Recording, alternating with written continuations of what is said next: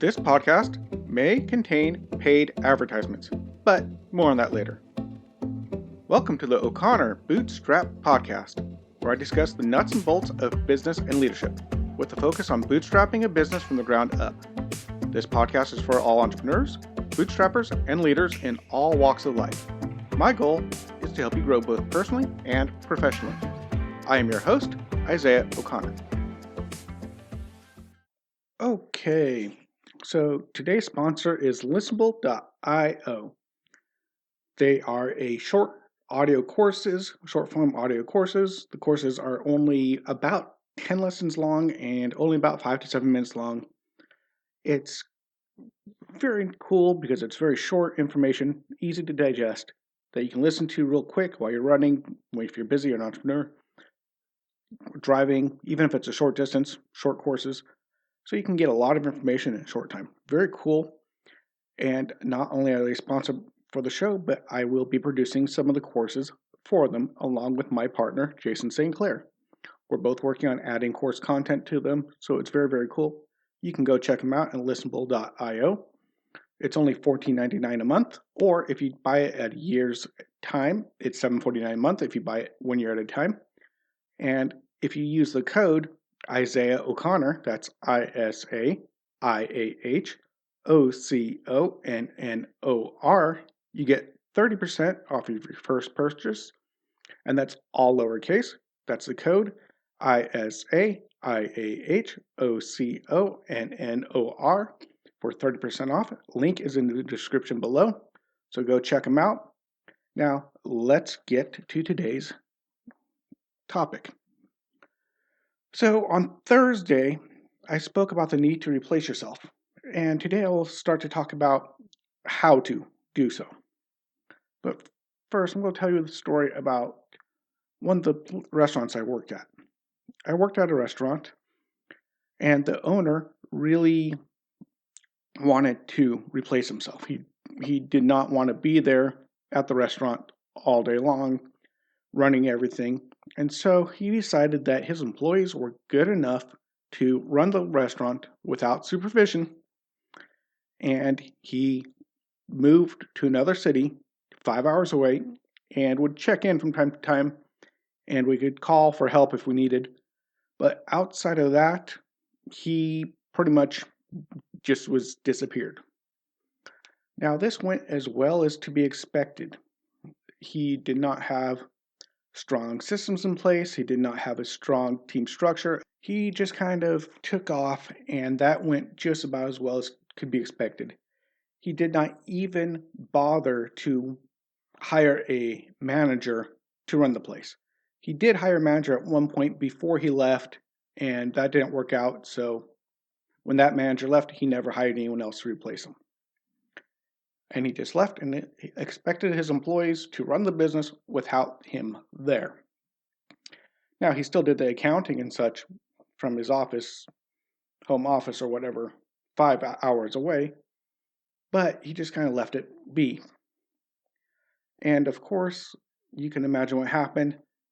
Eventually, his business went bankrupt, and I found myself out of the job because he understood that he wanted an investment, he wanted to replace himself, but he did not understand the proper technique on how to do it.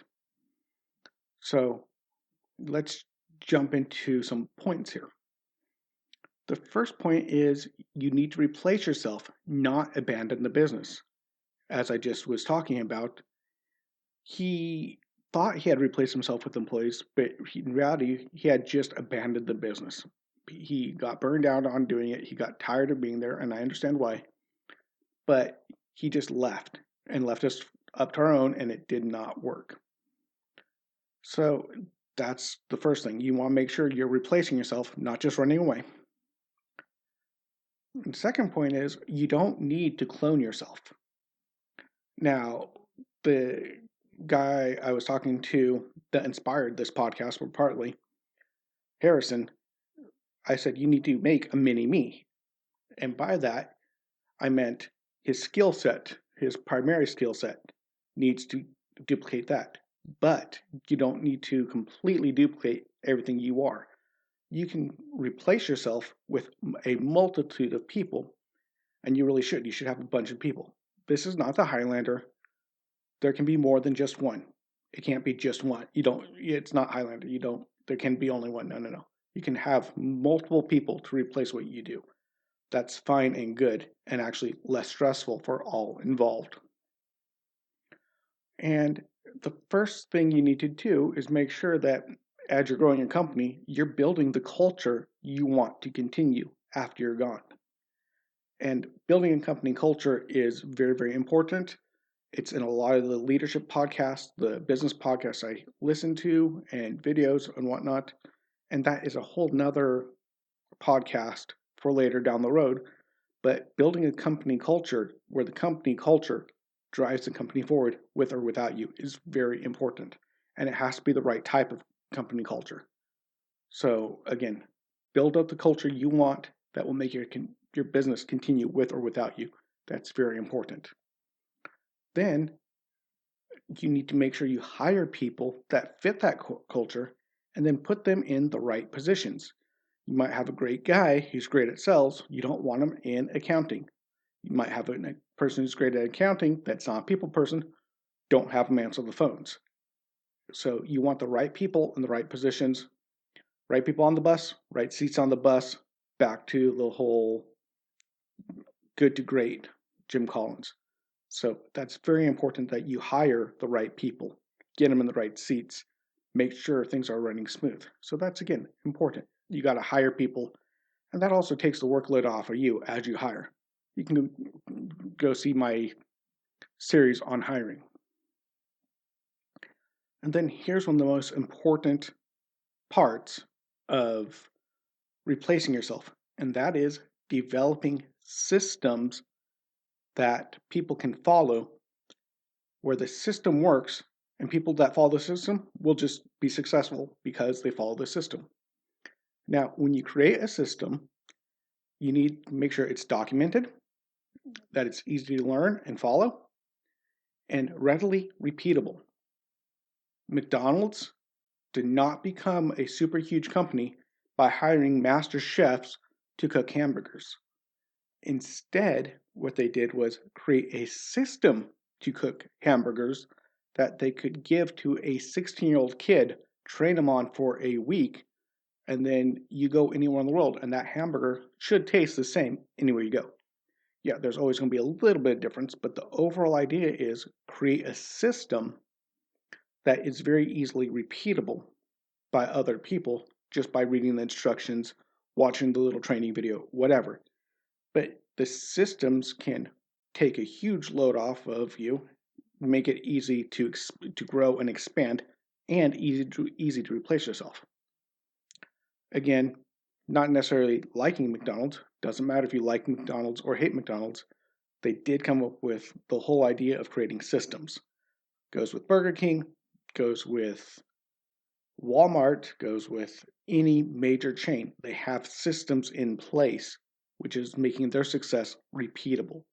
So if you want to replace yourself, you gotta sit there and design systems. Now, a couple of the key points in these systems are creating manuals, creating checklists, creating training programs to train people in, this sort of thing. And again, another podcast to talk about building a manual, building a checklist, doing all that stuff. I can go into another podcast on that later. Then look at your company, look at your business, look at your model, and see if there's any way you can go to automate the process. For example, initially, when I started my business, I would have to every single time try to figure out how much my supplies were, how much I was going to charge, and try to get the right price, and it was a lot harder. But then I built a spreadsheet so that all the calculations I need to make are already calculated, and I just need to change one or two variables to get the information I need. So now when it comes to pricing a new item or pricing a job I'm going to do, a few keystrokes, and it takes me 5 minutes, usually maybe 10, to come up with a price. Whereas before, when I would redo this step by step by step all the time, it would take me an hour to come up with a price, 2 hours to come up with a price. But I automated the process using spreadsheets in order to speed things up. So you got to look for ways you can automate your processes. And then, of course, you need to outsource whatever you can. Accounting is a good example. If you can outsource your accounting to somewhere else, great. Then you can just get the numbers in. You give them the information, your sales receipts, your purchase receipts. They do the work of doing the accounting, and they send it back to you, and you check it off. Yes, no, great. You do need to keep track of it, but accounting takes so much time, especially for a bootstrap or a young entrepreneur like myself, where you're just starting off, and you may not be the greatest accountant in the world. I often joke that my accountant is the worst accountant on the planet. Absolutely horrible. I really, really want to fire him. My only problem is that accountant is myself, so therefore I'm stuck. So things like accounting, you can outsource. You might be able to outsource your social media marketing, for example, outsource your web design, outsource wherever you can to save you time and energy and keep it easier for you to replace yourself. And then here is what I think is one of the most important things, and that is take the time to train your employees. And most importantly, train your leadership team. And as you build up your leadership team, as you train them, as you build your company culture, they will be able to take over your duties and you'll be able to replace yourself person by person, multiple people to replace yourself. And when you train them, you have to give them some trust. You have to give them room to fail in a safe environment. Give them a task and see how they do. If they fail, don't bite their head off, but make sure that you use it as a teaching moment. Let them fail, let them grow, and work on training, and slowly train up people to replace yourself. Make sure you focus not just on the management duties, of course you need that, but you got to make sure as you replace yourself, the most important skills you brought to start to the company, those skills are repeated. Now, for example, as a balloon guy, if I was to replace myself, I would make sure that I had somebody that could make balloons. That would be kind of an important little skill set to be in the company for the company to succeed. Now, if I was going to hire a manager for my company, I would have to make sure they knew how to train people in balloons. So I would have to teach them balloons and that skill set, even if they had great management skills. So you got to make sure all your skills are completely replaced. You got to make sure everything that makes the company run stays there. So if you leave, the company can still go. And this leads to a question: why would you want the company to still go without you? I did kind of talk about this a little bit last podcast, but I'll just kind of do a wrap up here. If the company goes without you, that gives you some freedom to do a few things. First of all, it gives you freedom to retire. You can just retire and walk away. And you can leave the company and own the company, be retired, own the company, and still have an income from the company because you own the company. So you can turn it into an investment. So yeah, that's a great reason to keep your company going, is make it into an investment for yourself. Matter of fact, building a business is always an investment. Whether or not you walk away or not, you're still making money from it. You invest a lot of time, effort, and energy into a business to build it up. So you might want to walk away and have that investment keep making you money. So yeah, you want to build it up so that it can go.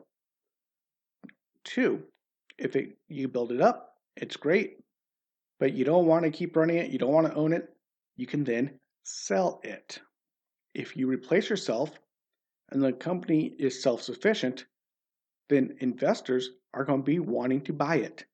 Investors, by and large, don't want to buy something that they have to work on or work in full time. Yeah, there's a lot of people that will do it. Some people just want to run a restaurant and they'll buy a restaurant because that's what they love. Sure, that works.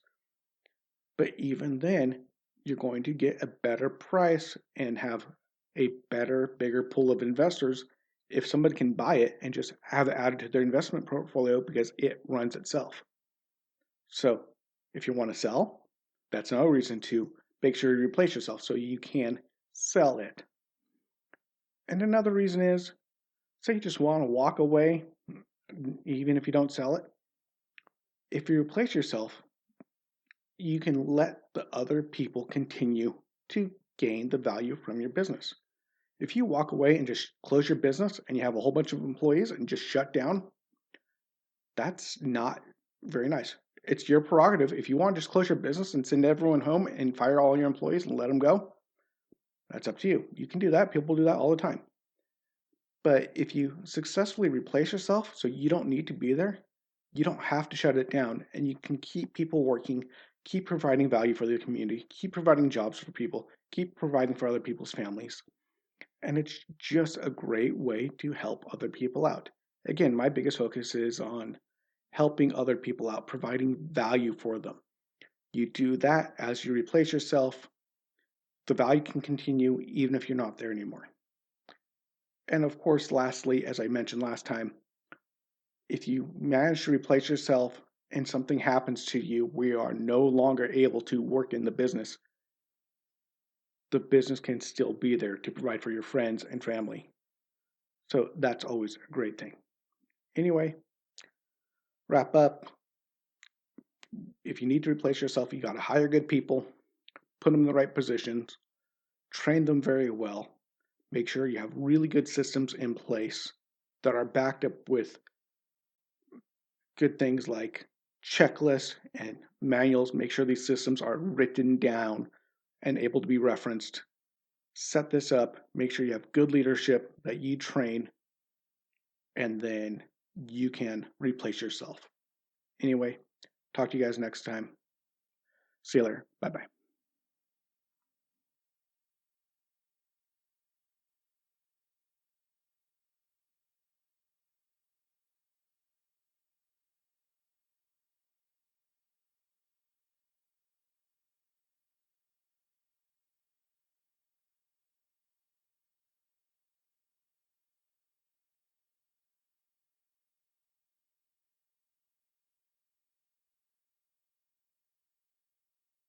If you found value in this content, please leave a comment and give us a 5-star rating on whichever podcast platform you use.